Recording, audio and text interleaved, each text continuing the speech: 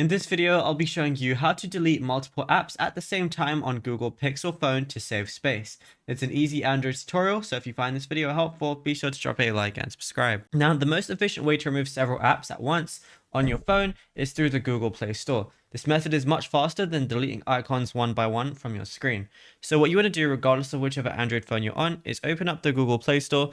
Then from here on the top right, go ahead and click on the profile icon. Then you're going to see a lot of things, but go over and press manage apps and devices. So go over to that. You're going to see a lot of options, but you're going to see two tabs, overview and manage.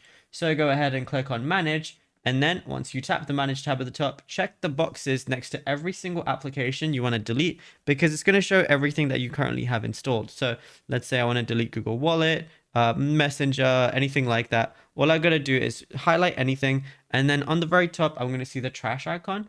And what you got to do is just press it. It's going to say uninstall selected apps. 3 apps will be uninstalled from your device. Then go ahead and press uninstall, and that's it. You'll be good to go. Now, if you found this video helpful, be sure to drop a like and subscribe.